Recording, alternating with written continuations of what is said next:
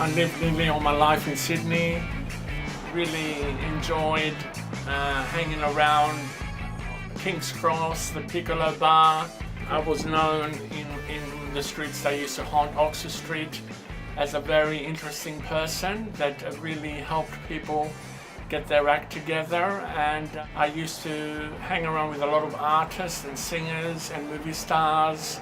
I lived a life in fantasy in Sydney. I had a bit of a depression myself, and I did this by sleeping for 3 or 4 days in a row. I never really sometimes lived in the daytime in Sydney, and I just felt trapped there. And I knew I had a destiny, but it's going to be in my 50s, because I felt in my 40s, 30s and 20s I was destructive and didn't really actually live in reality. I used to go out clubbing mostly every night, and I used to find amazing people to talk to and even to befriend as good friends, but I never really felt happy. And I decided one day I will slowly let the universe tell me where I should live and keep it as a secret for a while, because I was so weak in telling even my best friends how I felt. My best friend in Sydney was Paul Capses, who I still know. Met an amazing woman called Elizabeth Tolley, who later died from cancer, and I was her best friend, and I miss her. And I had a family that knew that I was different, and they let me live my own life, which was good. They never asked any questions. I never asked any questions back. I respected them. I realized deep down inside I was different, but I never really tried to hurt them. And we had a superficial relationship. Around a year after I discovered Melbourne, my favorite auntie passed away, and I realized I really need to go to Melbourne and to really see a new reality for myself, because my family was slowly perishing away.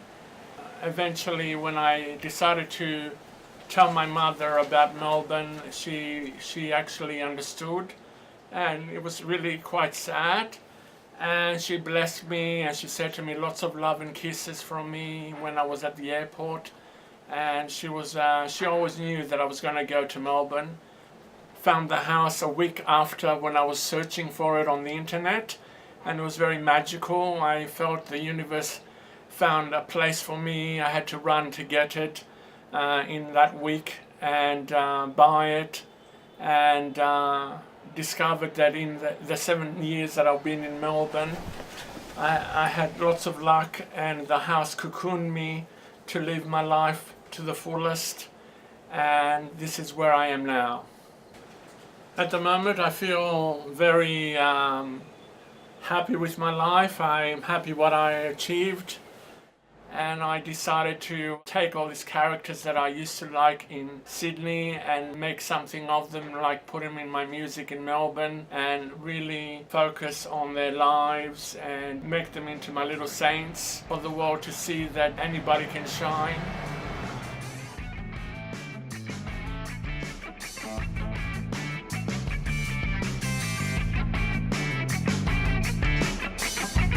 This is my favorite room in the house. It is like a museum of all my beautiful lives that I lived in Sydney, and I wanted to make it into my mother's room because I knew she had lots of colours in her heart, some colours she never told her husband. But when your mother dies, the umbilical cord splits into your stomach spiritually, and you're left with being by yourself with that woman feeling, woman power that mothers only have to their children, and you feel kind of lost. And I had to just make up for it, and the only thing I could do is drink. I don't regret it. I met a lot of beautiful people, like my friend Craig, who died from liver poisoning, which was really sad. He was one of my main brothers. From then on, I decided I must live my life properly and eat properly, and met a lot of people in op shops and clothing shops. My guardian angel at that time was, when my mother died, was Valley Myers, and she became my guardian angel. And I looked up to her, and I bought all her videos and books, and I read them. And I realized that other people suffer too in life, being different. And she's made her sufferings into drawings and met beautiful people when she came to Melbourne to stay and live her life. So I decided to be something like Valley Myers too. And I really had an amazing time meeting all these people and realized the world is material, but you have to find your own peace of mind and not go overboard like I did, and realize life goes on without your mother. I just felt sometimes material helped me cope with my loss. I felt like she always wanted to be a singer or a movie star, and she never got the chance. You know, she lived in Egypt, she was born there. She tried to live a colourful life. She used to go out when she was young as a belly dancer and party on houseboats and all kinds of places, and people used to see her as a little princess. She was just an amazing person, and maybe she lived the way in her life, the way that I live, without any judgment or without any fear. Everybody's a character, and everybody needs the time to express themselves, not in a bad way.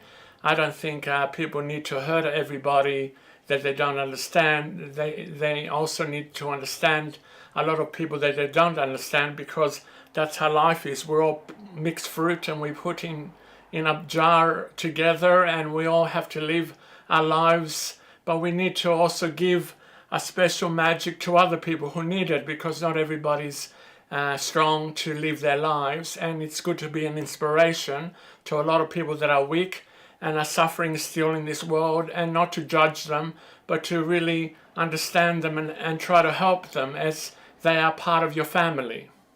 But now she's really happy in heaven, wherever heaven may be in your heart. My heaven is upstairs, and I feel really lucky that I still know her in a different light, and she's always going to be my mother.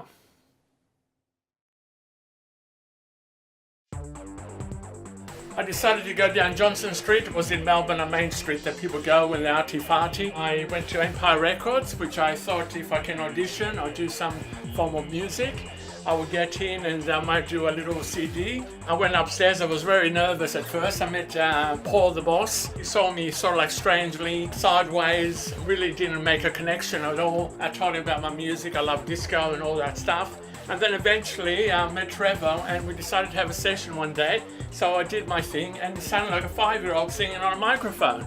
I'm actually nearly, in my 50s. People don't understand why I need to talk or sing like a 5-year-old. But I decided, why not start music but going backwards instead of forwards, and start off when you're a child, because the child is where the magic is, and that's where the magic starts. So why not go forwards from that and realize how beautiful life is without all the pretentious bullshit and all the amazing things that a 5-year-old can see without judgment.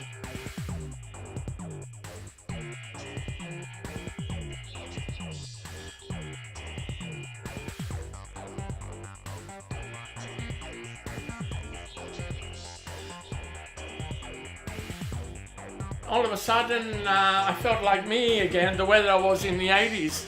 And I had a great friend that I met in a dream 4 years ago, Serena, a ray of light. She had a salon on Johnson Street, and we became great friends. She did my hair, I looked amazing, and then I told her about the CD. And so I dedicated the CD to her, because she was a wonderful, wonderful sister, goddess. Here it is, and it's called Sometimes I'm in My Nose. And it's all about hiding from star fame and all that stuff, and doing your own thing in your nose like everybody else. And it's a great CD, and I loved it, and it's got 15 of my favorite songs I did at Empire Records, and it's really, really fantastic.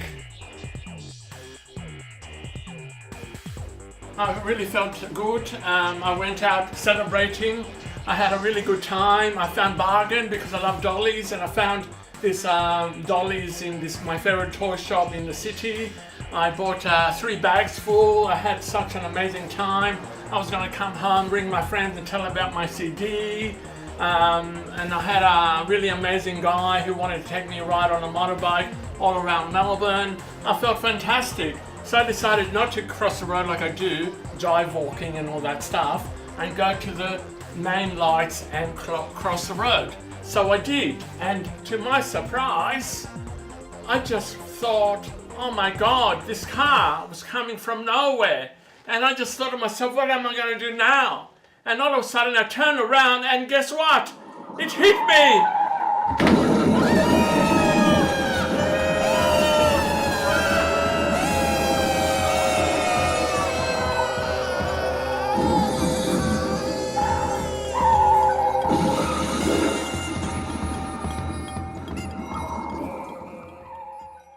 It was even worse than I thought. I was in an ambulance and they were taking my shoe off.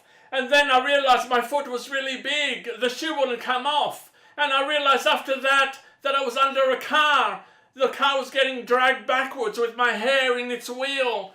I didn't know what to do. I tried to scream for my mother. You know, help me, Mum. I'm dying. And then the car went really back and it got my neck. And I just wanted to stop it. And I put my foot on the tire and my leg went everywhere like a dolly. And I just felt really, really scared that I was going to die. I wasn't going to see my friends again in Melbourne ever again.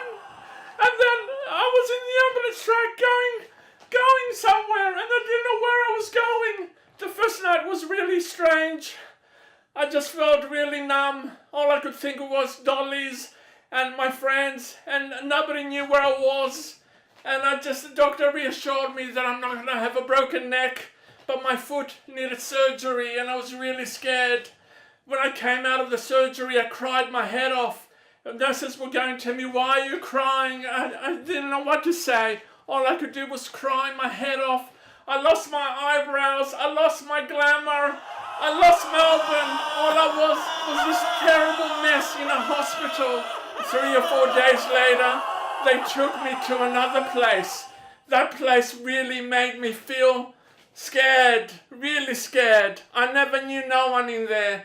They couldn't help me. I felt defeated. I wasn't dying because I needed to die or commit suicide.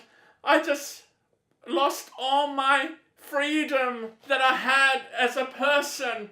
And all they did was stick me in a room by myself, and that's where I lost it. I lost the will to survive. All I did was scream every night and cry and cry and cry. I realized I can't live like this any longer. There must be a way out, but there wasn't no way out. Every night I cried my head off and it was horrible. And I wish somebody could help me, but nobody helped me at all. They just let me become this terrible mess on the floor, on the bed. Every time they tried to help me to go to the bathroom, I was trembling. I did not want to go to that hospital again. They weren't helping me. They were just looking at me like I was some crazy, crazy person. And all I wanted to do was see my friends again.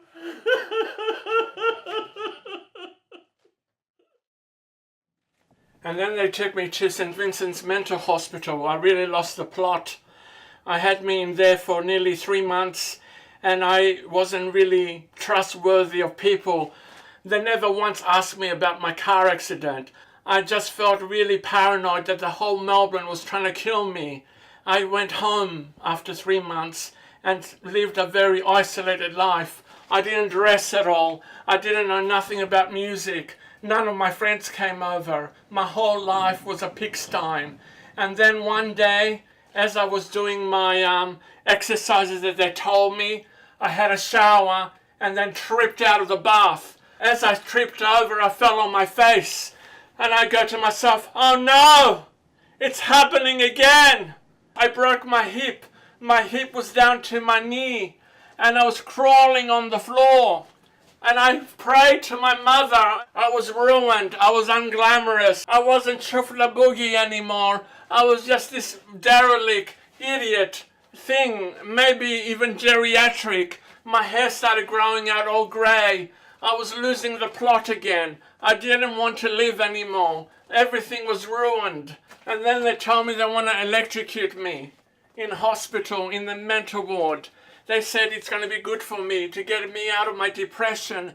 It was never a depression. It was a trauma from a car accident. But they will never ever tell me how to make myself better.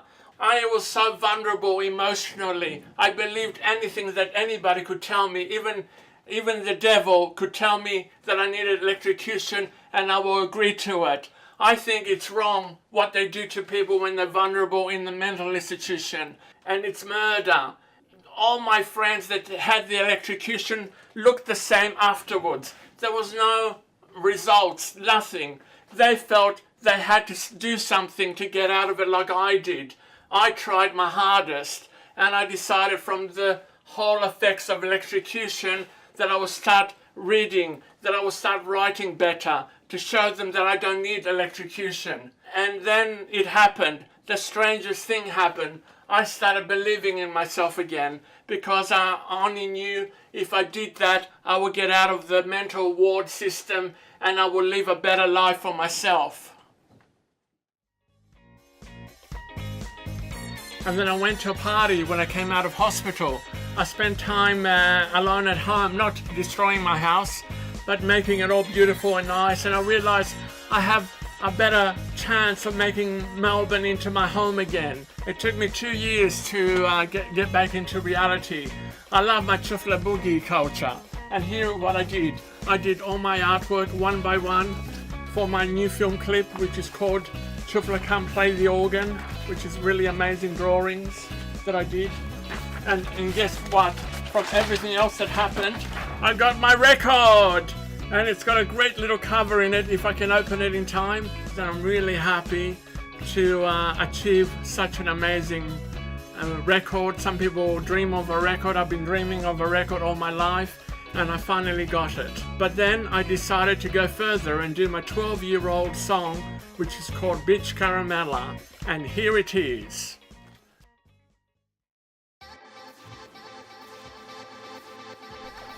This is my new stunt. It's called Bitch Caramella. I wrote it when I was only 12 years old. Aren't I lucky? And it's gonna get me nowhere. Bitch Caramella, Bitch Caramella, Bitch Caramella, Bitch Caramella.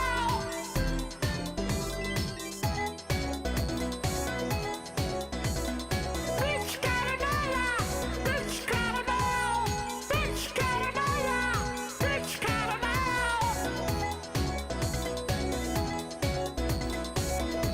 By the way, don't go to St. Vincent's and get electrocuted. You might end up like me.